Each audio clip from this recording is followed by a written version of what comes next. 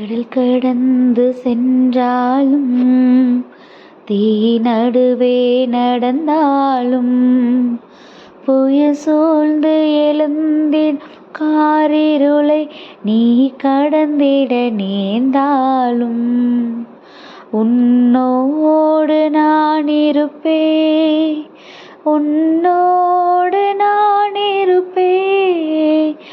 அஞ்சாதே கலங்காதே,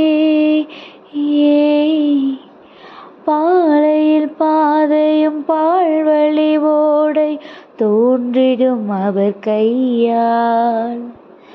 வான்படையாண்டவர் வாய்மொழியாழ்வர் மேன்மையை எவர் சொல்வார்.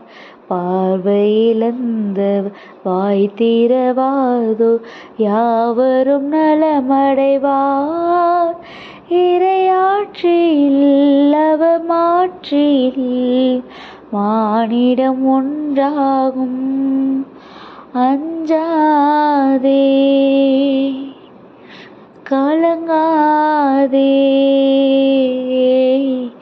கடல் கடந்து சென்றாலும் தீ நடுவே நடந்தாலும் புயல் சூழ்ந்து எழுந்திட காரிருளை நீ கடந்திட நேர்ந்தாலும் உன்னோடு நான் இருப்பேன், உன்னோடு நான் இருப்பேன். அஞ்சாதே கலங்காதே. ஹாய் குட்டீஸ், எல்லோரும் எப்படி இருக்கிறீங்க? நல்லா இருக்கீங்களா? ஹாப்பியாக இருக்கீங்களா குட்டீஸ்? ஏசப்பா தான் உங்கள் கரத்தை பிடிச்சி ஒரு நாளும் வழி நடத்திட்டு வராருல்ல.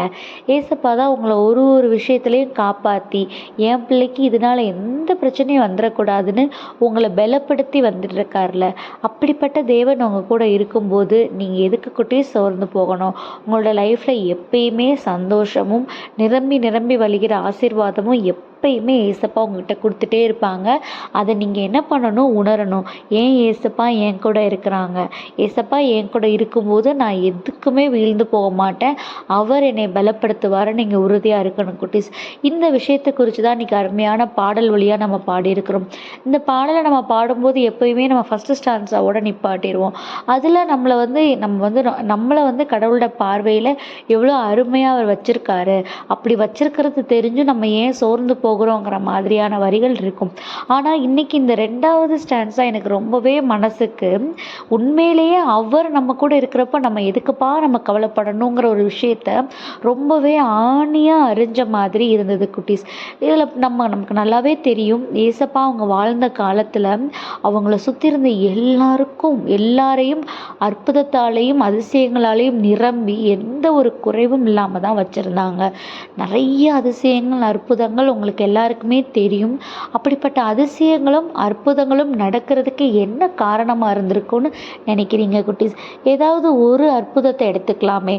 ஏதாவது ஒரு அற்புதம் உங்களுக்கு ஞாபகம் இருந்தால் சொல்லுங்களேன். நம்ம எல்லாருக்கும் தெரியும், ஏசப்பா வழி நெடுக அவங்க நடந்து போயிட்டுருக்கும்போது அவங்க வராங்கன்னு தெரிஞ்சுட்டு எல்லாரும் அவங்கக்கிட்ட இருந்து நம்ம ஆசீர்வாதத்தை பெற்றணும், அவர்கிட்ட போய் சொன்னால் நம்ம இந்த பிரச்சனை தீர்ந்து போயிடும்னு எல்லாரும் அந்த காலத்தில் நினைக்கிறது உண்டு. அப்படி இருக்கும்போது ஒரே ஒரு பெண் என்ன பண்ணாங்க, ஏசப்பா நடந்து போகும்போது அவங்க ஆடையோட நுனியை தொட்டாங்களாம். அப்படி தொட்ட உடனே அவங்களுக்கு பல வருடங்களாக இருந்த அந்த உதிரப்போக்குக்கான அந்த பிரச்சனை என்னாச்சான், அவங்களுக்கு சரியாச்சான் குட்டீஸ். அப்படி சரியானதை ஏசப்பா உணர்ந்தாங்க. என்னோட ஆடையை இப்போ தொட்டது யாரு அப்படின்னு கேட்டாங்களாம். அப்போ அங்கே இருந்த சீடர்கள் கூட, இது என்ன இவ்வளோ நெருக்கி பிடிச்சி கூட்டம் வரும்போது உங்கள் ஆடையை யார் தொட்டான்னு கேட்டால் அது யாரால் கண்டுபிடிக்க முடியும்னு சீடர்கள் கேட்டாங்களாம்.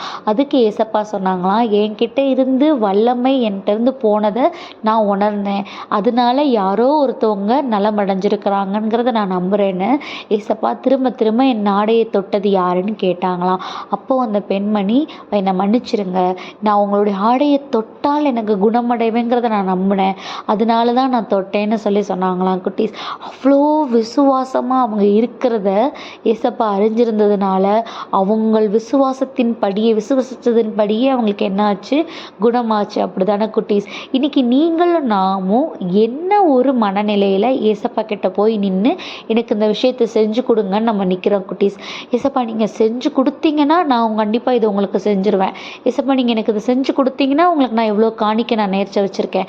ஏசப்பா நீங்கள் எனக்கு இதை செஞ்சு கொடுத்துட்டீங்க அப்படின்னா, அப்படி தான் நம்ம என்ன பண்ணுவோம், ஏசப்பா கிட்ட வேண்டுதல் வைப்போம்.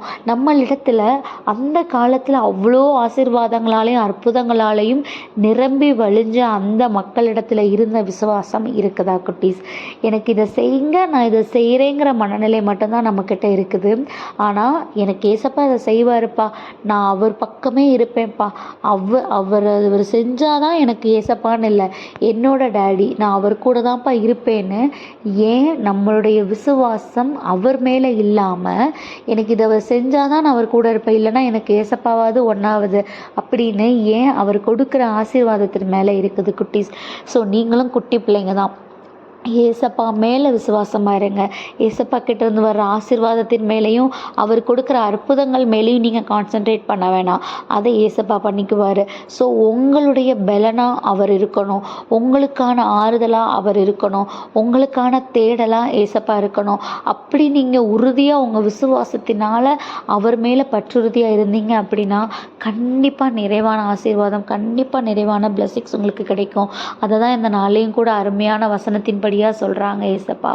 ஸோ என்ன அப்படின்னா, எபிரேயர் 11:6 விசுவாசம் இல்லாமல் தேவனுக்கு பிரியமாக இருப்பது கூடாத காரியம் அப்படின்னு நமக்கு வசனம் கொடுக்குறாங்க. அவர் நமக்கு இந்த விஷயத்தை செய்வார் அப்படிங்கிற நம்பிக்கை இருந்தால் மட்டும்தான் நாம் அவருடைய பிள்ளைன்னு சொல்கிறதுக்கு நமக்கு தகுதி இருக்குங்கிறத ரொம்ப அருமையான வசனத்தின்படியாக கொடுத்துருக்குறாங்க. அவர் நமக்கு என்ன செஞ்சாலும், நமக்கு துயர் நடுவில் நம்ம நின்னாலும் கூட, ஏன் ஏசப்பா எனக்கு இதை அனுமதிச்சிருக்கிறாங்க, நான் அவர் கூட தான் நிற்பேன்னு அவர் மேலே வைராக்கியமாக நம்ம நிற்க நமக்கான ஆசீர்வாதங்கள், அற்புதங்கள் நம்ம வாழ்க்கையை நிரம்பி வழிய செய்யும் குட்டீஸ். ஸோ இந்த நாளில் அப்படிப்பட்ட ஆசீர்வாதத்துக்காக ஏசப்பட்ட ஒப்பு கொடுத்து ப்ரேயர் பண்ணுவோமா? அன்பான ஆண்டவரே, இந்த நேரத்திற்காக நன்றி அப்பா தகப்பனே. இந்த நேரத்துலையும் கூட உண்மையில் உள்ள விசுவாசம் எங்களுடைய வாழ்க்கையை நிலைநிறுத்தும். நாங்கள் தேடி போகிற காரியத்தை நாங்கள் நினைப்பதற்கு மேலாக பெறுவதற்கு உம்முடைய ஆசீர்வாதம் எங்களுக்கு ஹெல்ப்பாக இருக்குங்கிறத நாங்கள் விசுவாசிக்கிறோம். உம்முடைய கரங்களில் அதனால் எங்களை முழுவதுமாக ஒப்பு கொடுக்கிறோம். ஆமேன்.